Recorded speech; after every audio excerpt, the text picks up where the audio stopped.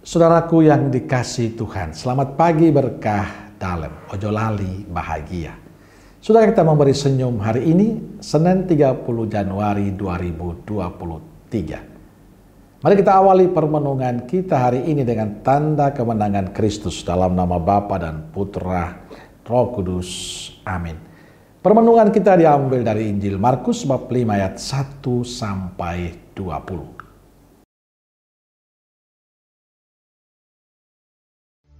Lalu sampailah mereka di seberang danau, di daerah orang Gerasa. Baru saja Yesus turun dari perahu, datanglah seorang yang kerasukan roh jahat dari pekuburan menemui dia. Orang itu diam di sana, dan tidak ada seorang pun lagi yang sanggup mengikatnya, sekalipun dengan rantai, karena sudah sering ia dibelenggu dan dirantai, tetapi rantainya diputuskannya, dan belenggunya dimusnahkannya, sehingga tidak ada seorang pun yang cukup kuat untuk menjinakkannya. Siang malam ia berkeliaran di pekuburan dan di bukit-bukit sambil berteriak-teriak dan memukuli dirinya dengan batu. Ketika ia melihat Yesus dari jauh, berlarilah ia mendapatkannya lalu menyembahnya. Dan dengan keras ia berteriak, "Apa urusanmu dengan aku, hai Yesus, Anak Allah yang Maha Tinggi? Demi Allah, jangan siksa aku!" Karena sebelumnya Yesus mengatakan kepadanya, "Hai engkau roh jahat, keluar dari orang ini."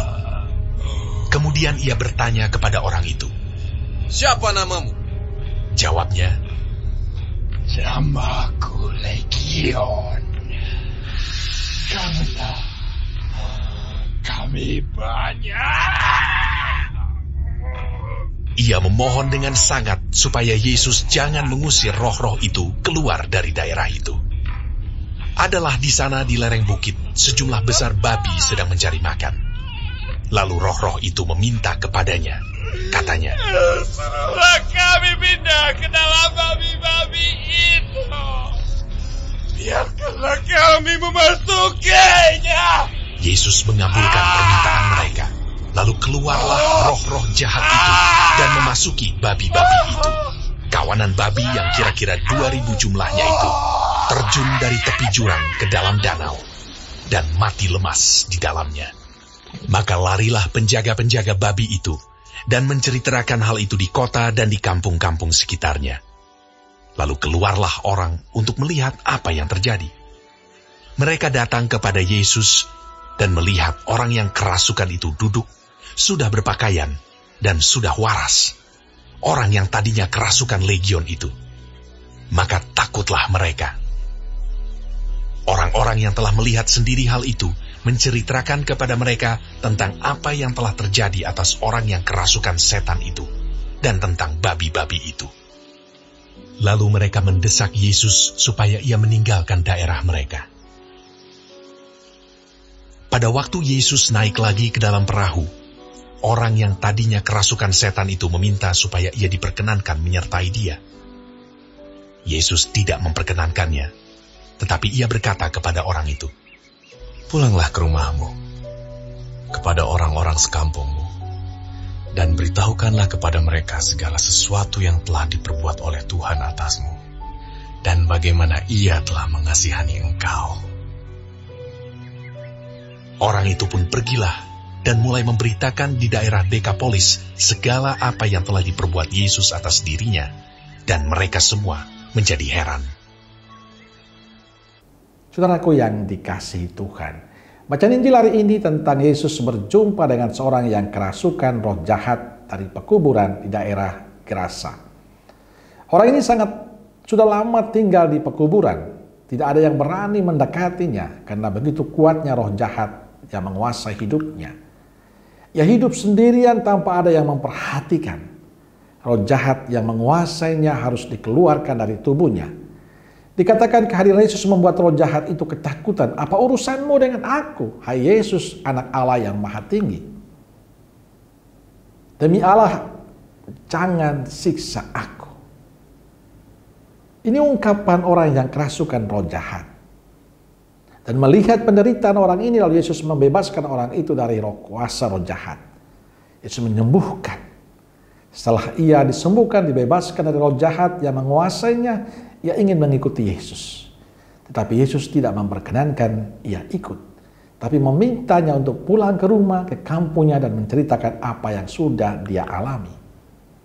Saudaraku yang dikasihi Tuhan, ada dua hal yang bisa kita petik, kita renungkan dari kisah Injil hari ini. Pertama, kuasa Yesus yang menyelamatkan. Kisah tadi menegaskan kepada kita bahwa Yesus yang kita imani sebagai juru selamat kita memiliki kuasa untuk apa saja.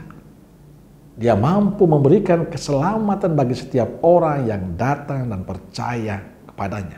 Dia ingin orang bahagia, dia ingin orang tidak terbelenggu oleh dosa dan roh jahat. Termasuk kuasa setan pun dibabat oleh Yesus. Yesus mendengarkan keluhan dan harapan banyak orang, dan mereka mendapatkan jawaban. Mereka dipulihkan, mereka disembuhkan, mereka dimerdekakan Yesus.